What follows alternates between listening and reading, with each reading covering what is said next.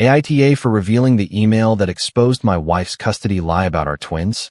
I'm Alex, 36, and by the time Rachel came back asking to be treated like the mother she had always been, I had already spent 4 years being the parent who packed the daycare bags, learned which twin hated peas, and could tell from the hallway whether Lily or Owen was about to wake up first.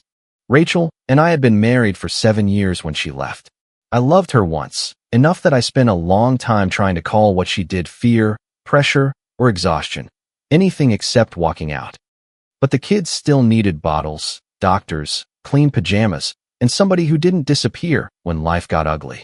Before the twins, Rachel and I were not some perfect couple out of a commercial, but we were solid in the ways that used to matter.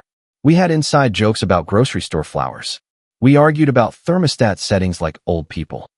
She would steal the fries off my plate, even if she had ordered her own. When she got pregnant, I thought we were entering the hard part together. Victoria, her mother, made it clear very early that together was not her favorite word when I was involved. She never said she hated me in one clean sentence. That would have been too honest. Victoria was polished. She wore pearls to casual visits and knew how to cut someone open with a concerned smile. Before the pregnancy, she would say things like, "Rachel always had such a big life ahead of her," while looking around our home like it was a waiting room she hoped her daughter would leave. Once, when Rachel went to check on something in the oven, Victoria stood beside me at the kitchen island and said, Rachel had options before she decided to settle into all this. All this, meaning our marriage. I asked.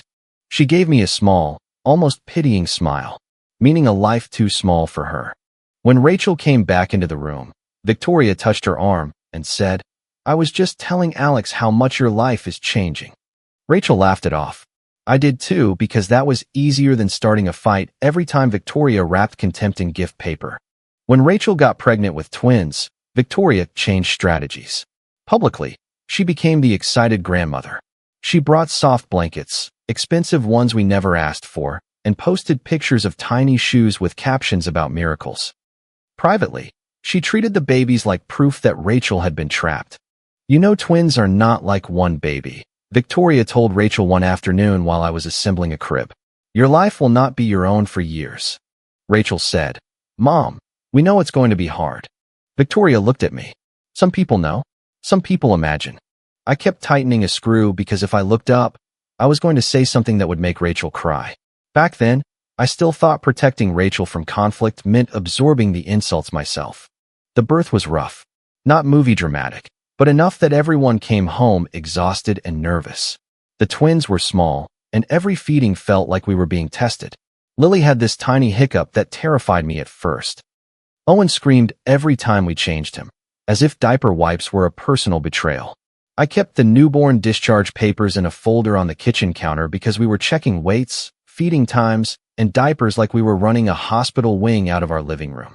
Victoria arrived the day after we got home with bags of groceries, which would have been helpful if she hadn't also arrived with the attitude that she was taking command. She questioned which formula we had. She rewashed bottles I had just sterilized. She moved the pacifiers to a drawer I never would have chosen, and then acted annoyed when I couldn't find one at 2 in the morning. When the pediatrician's office called to confirm a weight check, the nurse asked Rachel a question, and Victoria answered before either of us could speak. "Rachel is resting," Victoria said. "I can handle the details." I said, "Rachel and I can handle it." Victoria didn't even look at me. "She is exhausted. Stop making everything about your pride." Rachel lay on the couch, pale and quiet, one hand over her eyes. I told myself she needed rest. I told myself Victoria was only overbearing because she was scared. I was desperate to believe every bad moment had a softer explanation. Then Rachel started stepping back from the twins in ways that felt small until they became a pattern. At first, it was, "Can you take this feeding? I'm dizzy." Of course I could. Then it was, "Can you do the night shift? Mom says I need uninterrupted sleep."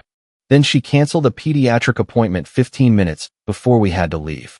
I had the diaper bag packed by the door, 2 bottles cooling in an insulated pouch, and Lily already strapped into her car seat. "Rachel," I said, keeping my voice low because Owen had finally stopped crying. "They're supposed to check both weights today." "You go," she said from the bedroom. "You handle baby stuff better anyway. I'm not asking you to run a marathon." I'm asking you to come to their appointment. She stared at the ceiling. Her phone buzzed beside her. I already knew it was Victoria before she looked at it. Mom says I shouldn't push myself, Rachel said. Your mom is not their parent. Rachel's eyes sharpened. And there it is. What? The way you make me feel guilty for needing help. I stood there with a diaper bag on one shoulder and two newborns waiting by the door, and I felt the first real crack open under my feet. Not because Rachel was tired. She was. Not because she needed help. We both did. It was because she was beginning to treat any request for her to be present as an attack. I took the twins alone. That afternoon, Victoria called and left a voicemail. I didn't answer because I was in the pediatrician's office trying to keep Lily calm while Owen spit formula down my shirt. Her voice was smooth when I listened later. Alex, there are ways to make this easier for everyone if you would stop forcing Rachel into a life she cannot breathe in. You are a father, yes, but sometimes the decent thing is stepping back. Money does not have to be an obstacle if you walk away quietly. I stood in the kitchen holding my phone, surrounded by bottle caps and burp cloths, and played that message twice because I couldn't believe she had actually said it. When Rachel woke up from a nap, I asked, "Did you know your mother was going to offer me money to walk away?" Rachel sat up too fast. What? I played the voicemail. Her face went red, but not in the way I expected. Not outrage. Shame. Irritation. A trapped look. She's scared, Rachel said. She offered to buy me out of being their father. That's not what she meant. That is almost exactly what she meant. Rachel pressed her palms against her eyes. I can't do this right now. That became another sentence I heard a lot. I can't do this right now. Not now. Please don't make this harder. 3 weeks after the twins came home, I made a late-night pharmacy run because Lily was congested and Owen needed more gas drops. I remember the fluorescent lights, the self-checkout machine refusing to scan a coupon, my shirt inside out under a hoodie because I had gotten dressed in the dark. I remember thinking that if I could just get through that night, maybe the next day would be easier. When I got home, the house was too quiet. Not peaceful. Empty in the wrong places. The 2 half-washed bottles were still in the sink. A burp cloth was draped over the arm of the couch. The hospital bracelets, the ones we hadn't thrown away yet, were still in the drawer by the fridge. Rachel's wedding ring was missing from the bathroom shelf where she had been keeping it because her fingers were still swollen. On the kitchen counter, next to the formula can, was a note.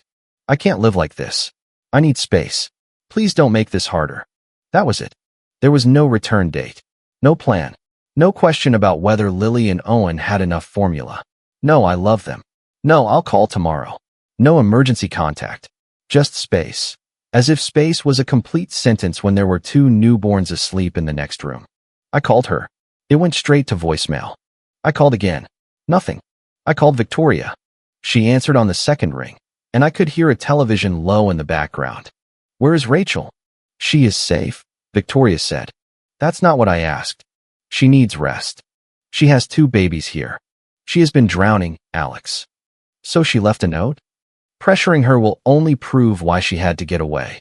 I closed my eyes and gripped the counter. Tell her to call about the babies. When she is ready.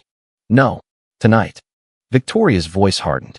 Do not bully my daughter because she finally chose herself. One of the twins stirred through the baby monitor. A small whimper. Then another. I hung up on Victoria and stood there for about 3 seconds, maybe 5, before Owen started crying. That was the moment that saved me from chasing Rachel. Not dignity. Not strategy. A newborn who needed me more than I needed answers. I picked him up, changed him, warmed a bottle, and called my younger brother Caleb with the phone wedged between my shoulder and ear. He answered half asleep. What's wrong? Rachel left. There was silence, then the rustle of him sitting up. Left like went for a drive, or left? She left a note. Victoria says she needs space. Caleb said a word I won't repeat, then, I'm coming. He showed up with diapers, frozen meals, 2 bags of groceries, and enough anger for both of us. He found me in the living room with Lily asleep against my chest and Owen in the bassinet, making those little newborn grunts that somehow keep you awake even when they are fine. Caleb took one look at me and said, "Give me a baby." I'm okay. You are not okay. Give me a baby. I handed him Lily. He held her like she was made of glass. Then he said, softer, you can fall apart in 10-minute shifts. After that, we make a list. A list for what? For keeping them safe and keeping you from getting buried. That night, while Caleb washed bottles and I changed diapers, he made me write down what had happened. The pharmacy run, the note, the calls, Victoria's exact words, the voicemail from before. It felt absurd at the time, like taking minutes during a house fire. Save the message, Caleb said. I'm not thinking about court. I know. That's why I'm thinking for you. I saved everything. At first, I saved things because I was scared I would forget. Sleep deprivation does something ugly to memory. Days blurred. Feeds blended together. I had calendar entries that just said Lily Fever 100.4, called Nurse Line, and Owen spit up after 2 a.m. feed, monitor. I took pictures of appointment summaries so I wouldn't lose them under piles of laundry. I kept receipts for formula, diapers, bottle sterilizer bags, daycare deposits, pharmacy trips, and copays. Then Rachel's absence became less of a crisis and more of a system. A few days became 2 weeks. 2 weeks became a month. A month became a strange kind of normal where I stopped expecting the front door to open. I sent Rachel updates because I still thought somewhere under all the fear in Victoria's voice, my wife might wake up and remember she had children. I texted, Lily's congestion is better. Owen gained 4 ounces. Do you want to come by Saturday for a short visit? Rachel wrote back 6 hours later. Not right now. Please don't make this harder. I sent a picture of Lily sleeping with one fist tucked under her chin. Rachel reacted with a heart emoji. I wrote, can you do a video call tomorrow? Just 5 minutes. Mom thinks contact will set me back. I stared at that message for a long time. Then I typed, this is about Lily and Owen. Please give me a date that works. No answer. 3 days later, I sent, pediatrician follow-up is Thursday at 10. You can come or call in. She replied the next morning. I can't. Too much right now. I wanted to write the message that lived in my throat. Too much for you? You left me with 2 babies. Instead, Caleb's voice played in my head. Save the message. Do not send the message you want to send. So I wrote, okay, I will send the after-visit summary. And I did. Victoria's version of events traveled faster than mine because she had time, money, and a gift for sounding noble. Relatives started texting me in careful, accusing tones. Aunt Grace, Rachel's aunt, messaged first. Your children deserve their mother. I wrote back, I agree. Tell their mother she can start by answering the last 6 messages about visitation. Grace didn't reply. Another relative sent a long message about postpartum struggles and compassion. I didn't argue with the part that was true. Rachel might have been struggling. She probably was. I could hold that possibility and still know that 2 newborns had not been theoretical. Victoria told people I was isolating Rachel. She said I was using the twins to control her. She said Rachel had needed medical and emotional recovery, and I was making it difficult by demanding access to her. She said I had agreed to give Rachel space and then punished her for taking it. Then Rachel sent me a text that made my stomach drop. Mom said you agreed not to involve me until I was stable. Why are you sending appointments like this? I read it 3 times. I had never agreed to that. Not once. Not in a call. Not in a text. Not in a room with another person. Victoria had told me not to contact Rachel, and I had told Victoria that Rachel needed to call about the babies. I wrote back, I never agreed to keep you uninvolved. I have offered visits, calls, appointments, and updates. I can resend every message. No response. That was when I realized Rachel might not be getting the same story I was getting. But understanding that didn't make her innocent. It only made the situation more complicated. Caleb pushed me to call an attorney before I felt ready. I'm not trying to keep Rachel from them, I said when he brought it up for the 3rd time. He was standing in my kitchen assembling a second-hand baby swing while Owen slept in a wrap against my chest. I know, Caleb said. That's why you need someone who can put that on paper before Victoria puts something else there. Dana was the attorney I found after 2 short consultations that felt either too aggressive or too dismissive. She was practical, calm, and not impressed by drama. I sat across from her with printed notes in a folder, because by then Caleb had convinced me that phone screenshots alone were not a legal strategy. Dana read Rachel's note, the voicemail transcript, the missed visit messages, and some of Victoria's texts. She looked up and said, You do not need to be louder than Victoria. You need to be clearer. I don't want to block Rachel, I said. If she wants to be their mother, I want the kids to have that. I just don't trust what's happening. Dana nodded. Then build a record that shows the difference between access and chaos. From now on, keep communication in writing as much as possible. Offer specific options. Avoid insults. Avoid emotional threats. If she refuses in writing. What about Victoria? Do not argue with her. Do not negotiate through her. She is not the parent. That sentence felt like someone opening a window. She is not the parent. For the next few years, I lived inside routines because routines were the only thing that didn't lie. People talk about single parenting like one big sacrifice. Most days it was 1,000 small ones nobody claps for. It was washing bottles at midnight and realizing I hadn't eaten dinner. It was labeling daycare clothes with a permanent marker while Lily chewed on a sock. It was Owen getting an ear infection and screaming so hard on the drive to urgent care that I had to pull over just to breathe. It was preschool forms asking for mother and father, and me crossing out labels so no teacher would casually ask the kids why mommy wasn't at pickup. It was Lily deciding she hated peas with the kind of moral certainty adults reserve for politics. It was Owen refusing to sleep unless the same blue blanket was near his feet. It was keeping sunscreen forms signed, spare clothes packed, emergency contacts updated, and daycare payments on time. It was learning that Lily got quiet before she cried, and Owen got quiet when adults argued. It was Caleb coming over on bad weeks with coffee and groceries and pretending not to notice when I looked like I had aged 5 years in 1 month. Rachel didn't completely disappear from the earth. That might have been easier to explain. She floated at the edge. Every few months she would send a message like, "How are they?" I would answer with facts. Lily is in a shy phase with new people. Owen loves trucks. They both had their checkups last week. I can send the summary. Do you want to schedule a visit? Sometimes she said, soon. Sometimes, not ready. Once, when they were almost 2, I sent, they say a few words now. If you want a video call, Saturday after nap is best. Rachel replied, I don't want them confused. I put the phone down on the counter and walked into the laundry room because I didn't want the kids to see my face. Confused.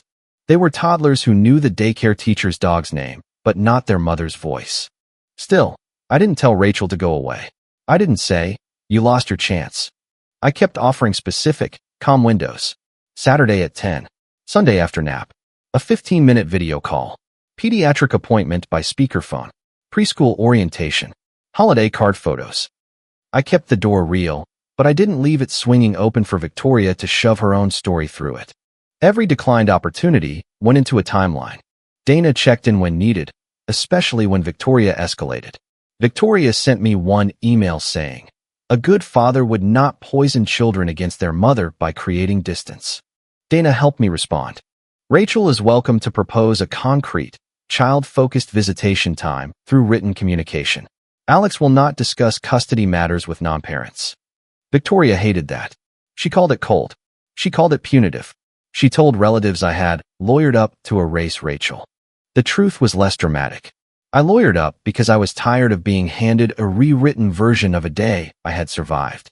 When Lily and Owen turned 4, Rachel called from a number I didn't recognize. I was packing their lunches. Lily had decided she would only eat sandwiches cut into triangles. Owen was trying to convince me that fruit snacks counted as fruit because the word was right there. I answered without thinking. Hello. There was a pause. Alex. I froze with a butter knife in my hand. Rachel. Owen looked up from the table. Daddy. I turned toward the sink and lowered my voice. What do you need? Rachel inhaled shakily. She sounded older. Not physically exactly, just worn down around the edges.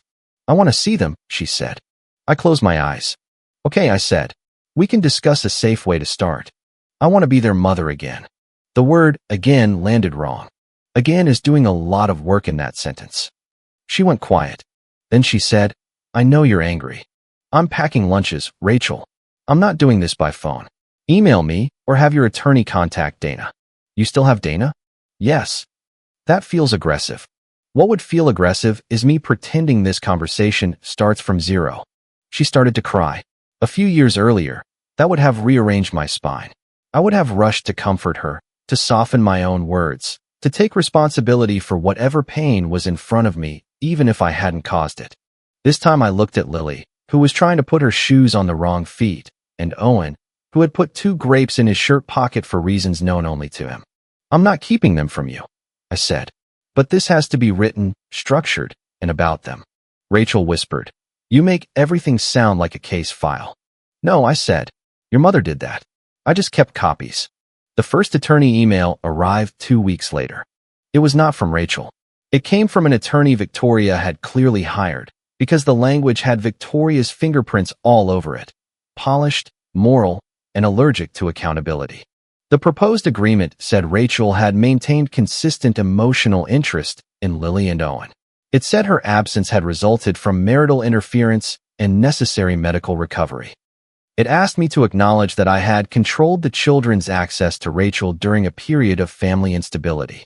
It included a confidentiality clause and a request for immediate expanded visitation, including overnights within 60 days.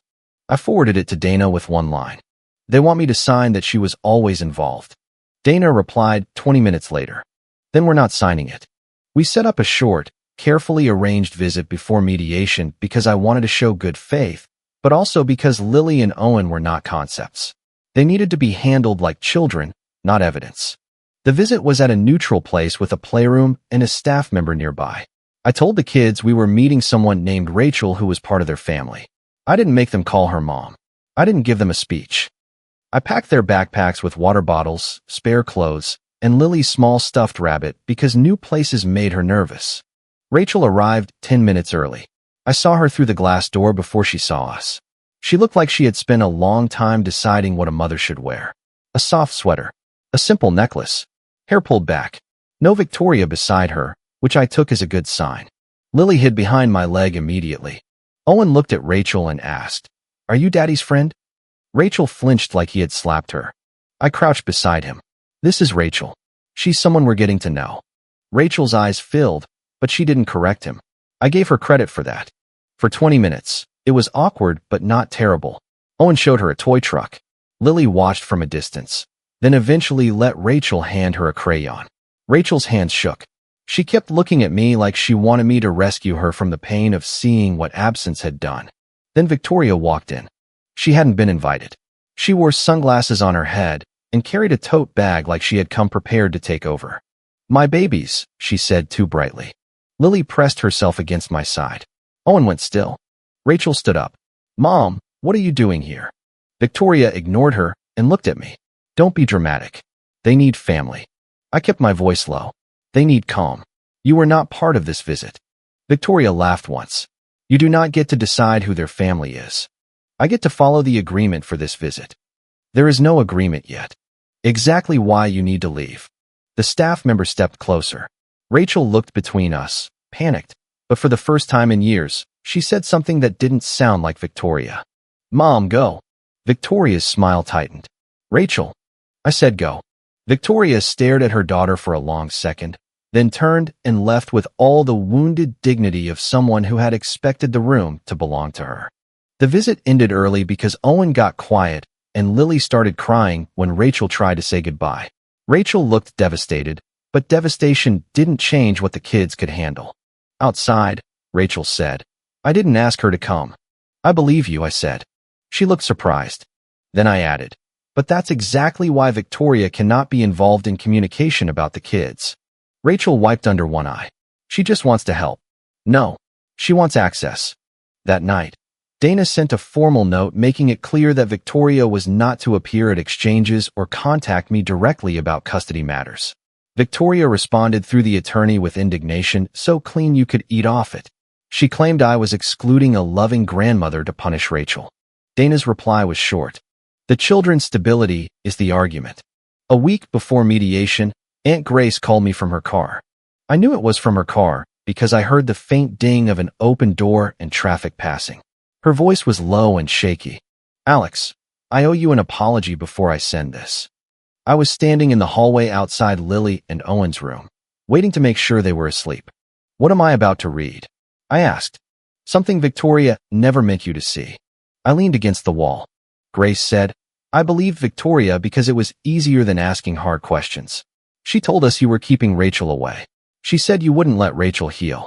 She said you were using the twins to punish her." "I know. I repeated some of it," Grace whispered. "Not publicly, but in the family. I am sorry." I could hear her breathing. Grace, I said, why are you calling now? Because Victoria's attorney copied me on an old chain by mistake when they were looking for family statements. I don't think she realized what was underneath it. My hand tightened around the phone. Grace said, you need to see this email before they put a pin in front of you. She sent it 2 minutes later. The email was from Victoria to the attorney she had consulted years earlier, not long after Rachel left. Grace had been copied because Victoria had apparently wanted her to provide some kind of family support statement back then and had never removed her from the chain. The first line made the floor feel uneven. Rachel cannot look like she abandoned them. I read it again. Rachel cannot look like she abandoned them. We need Alex to sign before he understands how strong his position is. Below that, Victoria wrote about creating a cleaner history and avoiding language that suggests voluntary parental absence. Another message referenced a possible payout in confidentiality terms. Not a huge movie villain bribe. Something much worse because it was realistic. A payment to make conflict go away. An agreement that would allow everyone to say Rachel had always intended to resume motherhood once Alex stopped interfering. That was the first time I understood Victoria had not just lied. She had tried to turn my silence into paperwork. I forwarded everything to Dana. She called the next morning. I need you to listen carefully, she said. This is strong, but we are not going to throw it like a grenade. We are going to use it cleanly. I want Rachel to see it. She will. I want Victoria to answer for it. She may not answer the way you want. Controlling people rarely confess when cornered. The point is not a confession. The point is preventing a false record. Dana had me organize everything again. Not emotionally. Chronologically. Rachel's note. Victoria's voicemail offering money. Texts where I offered visits and Rachel declined. Pediatric appointment reminders. After visit summaries. Daycare enrollment forms listing me as the consistent contact. Calendar entries for missed calls and unanswered messages.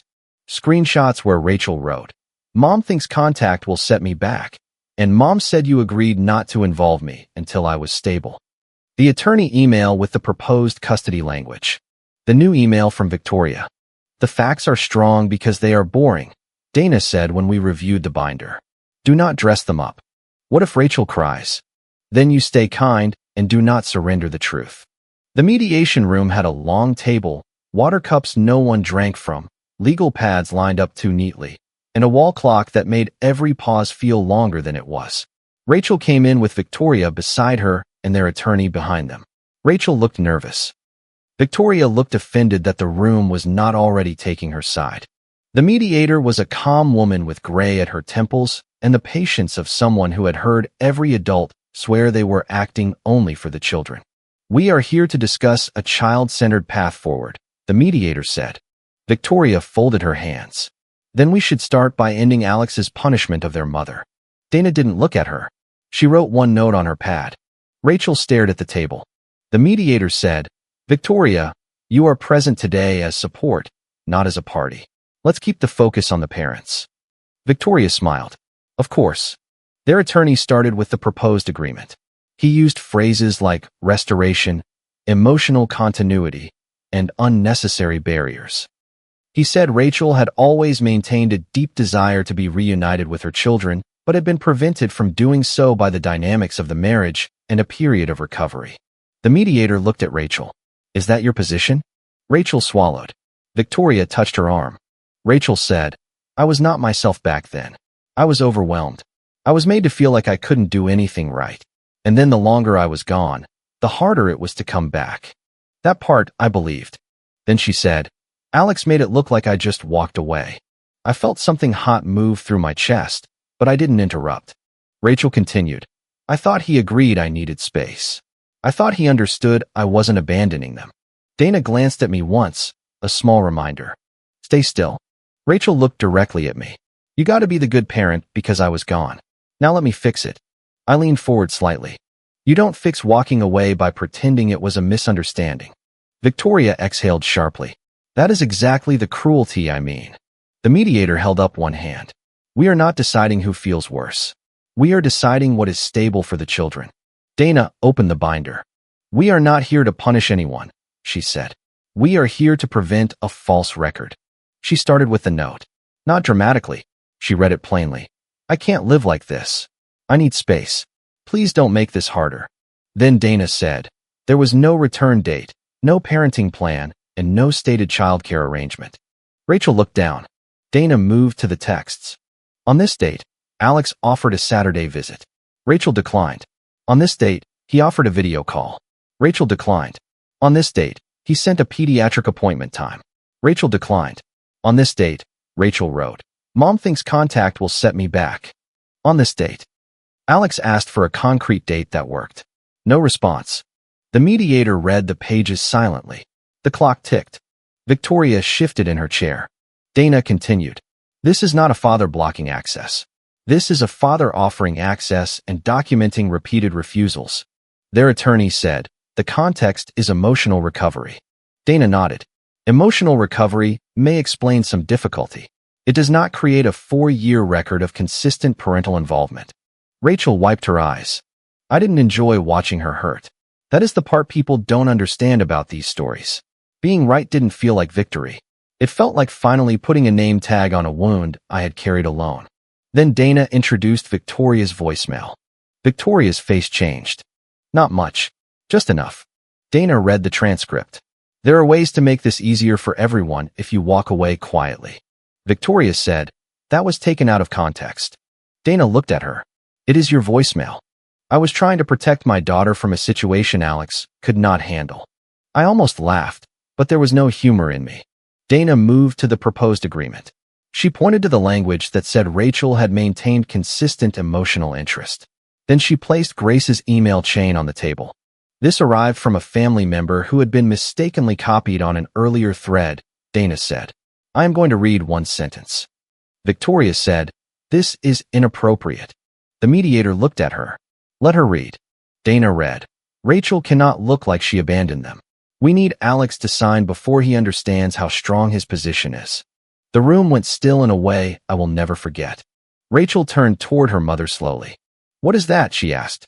Victoria's jaw tightened. It is an old email taken out of context. Rachel reached for the page with shaking fingers. Their attorney tried to intervene, but the mediator allowed her to read it.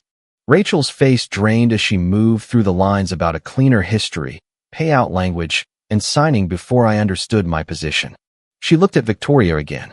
Did Alex ever agree not to involve me? Victoria touched her pearls. Rachel, I did what I had to do to protect you. That is not an answer. Victoria's voice sharpened. You were in no condition to make decisions. Rachel whispered. So you made them for me? I had waited years to hear Rachel question her mother. It didn't feel as satisfying as I thought it would. It just made me sad for the version of Rachel who had handed her life to Victoria and then acted surprised when Victoria used it. Victoria turned on me. You are trying to destroy her. No, I said. I'm refusing to help you pretend she never left. A good father would not humiliate the mother of his children. The truth is not punishment just because it embarrasses you. Their attorney started to speak, but the mediator cut in. Victoria, one more interruption, and I will ask you to wait outside. Victoria looked personally betrayed by the concept of rules. Rachel stared at the email. Why didn't you show me all this sooner? She asked me. I kept my voice even. Because for years I hoped you would come back as their mother, not as your mother's witness. She flinched. I looked at Rachel, not Victoria. That mattered to me. Victoria had controlled enough conversations. I'm not punishing you for leaving me, I said. I'm protecting them from being left behind twice. Lily hides behind my leg when adults get loud. Owen goes quiet when he is scared. They need consistency more than they need adults pretending the past is clean. Rachel cried then, silently. Victoria tried to put a hand on her shoulder, and Rachel moved away. The mediator took a long breath. Immediate expansion does not match the history presented here, she said. A gradual plan is not a denial. It is a safeguard. By the end of that session, nothing magically solved itself. That's not how custody works when people are being honest. But the false version died in that room. Rachel didn't get unrestricted access. There were no overnights in 60 days. No agreement said she had always been involved. No document called my records interference. The mediated framework gave Rachel a path. Short, predictable visits first, then longer ones if she showed consistency. Written communication through a parenting app. No changes by phone. No surprise appearances. No Victoria at exchanges. No direct custody communication from Victoria to me. Counseling support available if the kids needed it. Rachel had to acknowledge in writing that she had been absent for an extended period and that I had been Lily and Owen's primary caregiver. Rachel's hand shook when she signed the acknowledgement. Victoria refused to look at me. Outside, in the parking lot, I buckled my folder into the passenger seat like it was a person because I didn't trust myself to throw it somewhere and lose one page after fighting so hard to build it. Across the lot, I heard Rachel's voice. Did Alex ever agree to this? Victoria answered too softly for me to catch every word, but I heard one sentence. I was cleaning up a situation you could not handle. Rachel said, louder, that is not an answer. I drove away before I could hear more. That conversation was finally not mine to manage. The fallout inside Rachel's family came slower, but it came.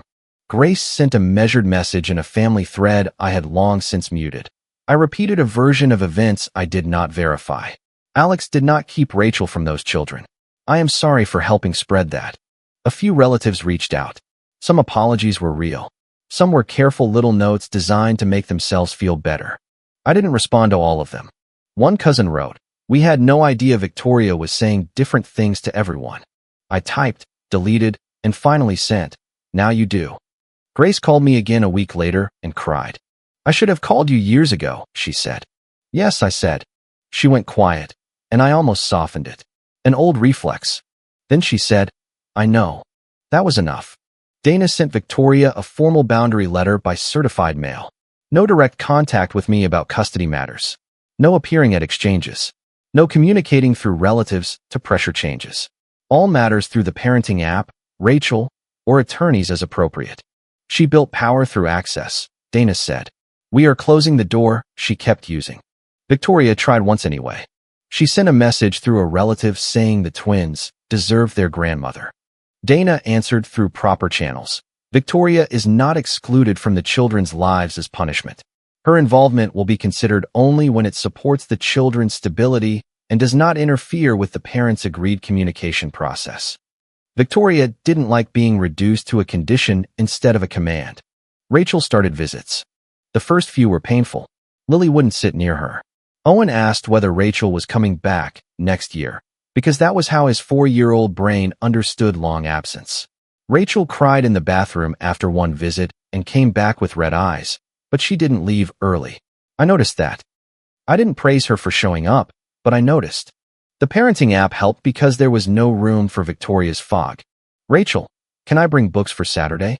Me, yes. "Please avoid gifts for now. Books are fine." "Rachel, does Lily still like animals?" Me, rabbits and owls. "Owen likes trucks and dinosaurs." "Rachel, thank you." Sometimes she messed up. She asked for changes too late. She used phrases like "our lost time" that made me want to throw my phone into a wall. Once she wrote, "My mom thinks a longer visit would help them bond," and I answered, "Your mother is not part of this schedule. Please keep requests based on the children's readiness." To her credit, she replied, "You're right." The apology came during a structured exchange 3 months after mediation. The kids were inside with the supervisor, packing up their crayons. Rachel stood a few feet from me with her hands folded around the strap of her bag. "I'm sorry," she said. I nodded once. She swallowed. "I know that doesn't cover it." It doesn't. Her eyes filled, but she stayed steady. "I don't know where my choices ended and my mother's voice started," she said. I looked through the window at Lily showing Owen a sticker. "That may be true," I said, "but they still lived with the result." Rachel pressed her lips together. "I know." "No," I said. "You're starting to know? That's different." She looked hurt, but not offended. "That was new." "I don't expect you to forgive me," she said. "Good." That got the faintest broken laugh out of her, then it vanished. I said, "Regret does not erase bedtime routines, hospital forms, preschool notes, fevers, or all the nights you were not there. But it can be where you start with them." She nodded. "I'm not asking to come back to you," she said. "That door is closed." I know. I believed her then, maybe for the first time since she had called asking to be their mother again. Not because she had become perfect, not because the damage was fixed, but because she finally said something without Victoria standing inside the sentence. The final custody order reflected the reality we had built. I remained the primary custodial parent. Rachel had a conditional reintroduction schedule with clear steps. Expansion required consistency, not speeches. Communication stayed in writing. Victoria had no direct role in custody communication and no authority to appear at exchanges or speak for Rachel. Rachel didn't get erased, but she didn't get a reset button either. That mattered, because children don't need adults to pretend. They need adults who can tell the truth without making the truth a weapon. A year after Rachel first came back, Lily would sometimes sit beside her during visits. Owen started showing her his drawings without being prompted. They still came home to me. They still needed me after hard exchanges. Sometimes Lily asked why Rachel didn't know which pajamas were her favorite. Sometimes Owen asked why Grandma Victoria was not at pickup anymore. I answered as gently as I could. Rachel is still learning your routines. Grown-ups are working on being calmer. You are safe. I never told them their mother chose absence. Not in those words. Not at 4. That truth could wait until they were old enough to hold it without it becoming their fault. But I also refused to build their childhood on a lie that made me the villain and made Victoria the narrator. One night, after the kids were asleep, I made coffee even though it was too late to drink coffee. Old habits. I used to make 2 cups without thinking. Rachel took hers with too much creamer. I took mine black when I was pretending to be tougher than I felt. That night, I made 1 cup and stood in the quiet kitchen. The counter was clean. No half-wash bottles. No note. No formula cans. The hospital bracelets were in a memory box now, tucked beside the first daycare name tags, and a picture Lily had drawn of our family as 3 stick figures under a giant sun. Later, maybe, she would draw 4. Maybe she wouldn't. That would be hers. Caleb called while I was rinsing the mug. How'd the visit go, he asked. Okay, I said. Actually okay. She's still showing up? Yeah. And Victoria? Contained. He laughed. Best word I've heard all week. I leaned against the sink. Do you ever think I should have fought harder earlier? I asked. Caleb was quiet for a second. You were keeping 2 babies alive, Alex. You fought plenty. After we hung up, I opened the parenting app to check the next week's schedule. Rachel had sent 1 message. Saturday at 10 still works. I'll bring the owl book for Lily and the dinosaur one for Owen. No gifts. I stared at it for a while. Then I replied, confirmed. That was all. No extra warmth. No punishment. No door cracked open where there did not need to be one. People ask what the revenge was, like there was some big scene where Victoria lost everything and Rachel begged on the floor. Real life was quieter than that. Rachel had to build a relationship instead of claiming a title. Victoria lost the ability to turn her money and certainty into everyone else's reality. Relatives who had judged me had to sit with the fact that they chose the easier story. And I stopped letting silence be used as proof against me. I didn't get revenge by ruining Rachel. I got it by refusing to let Victoria turn my restraint into a confession. Rachel came back wanting her title as a mother. I made sure she had to earn the relationship, not just claim the word. If you liked it, don't forget to leave a comment and support the channel by subscribing. See you in the upcoming stories.